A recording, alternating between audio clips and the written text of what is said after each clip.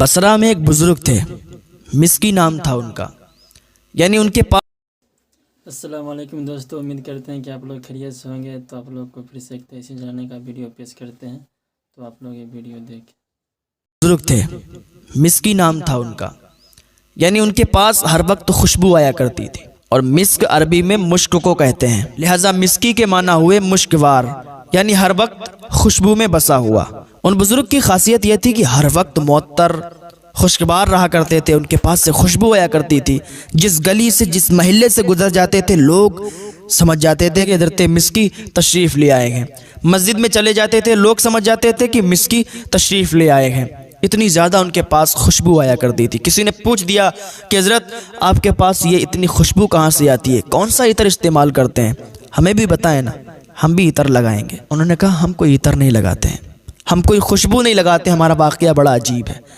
تو کہنے والے نے کہا حضرت بتائیے نا کہ وہ واقعہ کون سا ہے کہ جس کی وجہ سے آپ کے اندر اتنی خوشبو آتی ہے۔ تو وہ بیان کرنے لگے کہ ہمارے والد صاحب نے ہمیں اسلامی طور طریقے سکھائے، اسلامی طور طریقے سے ہمیں پالا، ہماری اچھی تربیت کی، اور ہم ایک دکان پر کام کرنے لگے جو کہ کپڑے کی دکان تھی۔ ہم وہاں کام کرتے تھے، گھر چلے جاتے تھے، کام کرتے تھے، گھر چلے جاتے تھے۔ ایک دن ایسا ہوا کہ ہم دکان پر تھے، ایک بوڑھی عورت آ گئی۔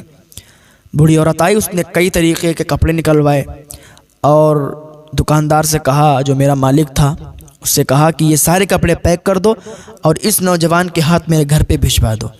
گھر والے جو کپڑے پسند کریں گے وہ لے لیں گے، اور جو نہیں پسند کریں گے وہ اس کے ہاتھ واپس بھجوا دیں گے۔ دکاندار نے ایسا ہی کیا کہ سارے کپڑے پیک کیے اور مجھے دے دیے۔ میں اس بوڑھی کے گھر چلا گیا۔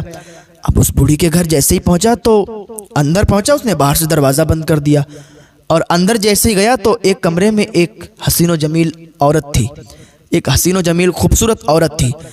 جب وہاں پہنچا تو اس نے بھی دروازہ بند کر دیا، اور جیسے ہی اس نے دروازہ بند کیا تو وہ بدفعلی کے لیے آگے بڑھی اور کہنے لگی کہ مجھ سے بدفعلی کرو۔ میں ڈر گیا، میں کانپنے لگا، کیونکہ یہ بھی اللہ کے ولی تھے، اللہ کے دوست تھے، اللہ سے ڈرنے والے تھے۔ ہاں، یہ کہتے کہ میں کانپنے لگا، میں ڈر گیا، میں خوف میں آ گیا، اللہ یہ کیا ہو گیا، میں تو کپڑے لے کے آیا تھا، یہ یہاں کیسا، یہ معاملہ کیسا ہے۔ اللہ کی بارگاہ میں دعا کرنے لگی، اللہ مجھے اس فعل سے بچا لے۔ وہ عورت کہہ رہی تھی کہ تمہیں یہ فعل کرنا ہی ہوگا، اگر نہیں کرو گے تو میں چیخ مار دوں گی، میں چلا دوں گی، آواز جب باہر جائے گی تو محلے والے اندر آئیں گے اور تمہیں بہت ماریں گے، ذلیل کریں گے، اس سے بہتر ہے کہ تم میرے ساتھ بدفعلی کر لو۔ اس نے کہا نہیں، ہم یہ نہیں کر سکتے۔ وہ زبردستی کرنے لگی تو میں نے کہا اچھا مجھے تھوڑا سا وقت دو، میں استنجا خانے جانا چاہتا ہوں۔ اس نے کہا ٹھیک ہے چلے جاؤ۔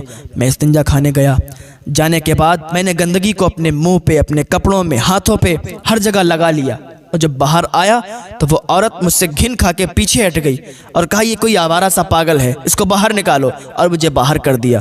جیسے میں باہر نکلا تو میں گھر پہنچا اور میں نہایا، میں نے غسل کیا اور میں سو گیا۔ تو جیسے ہی میں سویا نا، مجھے خواب آ گیا، اور خواب کیا تھا کہ میں خواب میں دیکھ رہا ہوں کہ کوئی آیا ہے اور اپنا ہاتھ میرے سر پہ، میرے چہرے پر، میرے ہاتھوں پر پھیر رہا ہے اور کہہ رہا ہے کہ تم مجھے جانتے ہو میں کون ہوں، تم نے مجھے پہچانا ہے کہ میں کون ہوں، تم مجھے نہیں جانتے، لیکن آج جان لو میں کوئی اور نہیں، میں جبریل۔ جب میری آنکھ کھلی نا تو میرے سارے بدن، میرے سارے لباس سے خوشبو آ رہی تھی، اور آج تک ہمارے اندر سے وہی خوشبو آتی ہے، وہی خوشبو مہکتی ہے۔ لوگوں کو لگتا ہے کہ میں کوئی عطر لگاتا ہوں، نہیں، یہ وہی خوشبو ہے۔ جو اللہ سے ڈرتا ہے اور اللہ کے لیے جیتا ہے، اللہ اپنے رحمت کے دروازے اس پر کھول دیتا ہے، اللہ اس کی مدد کیا کرتا ہے۔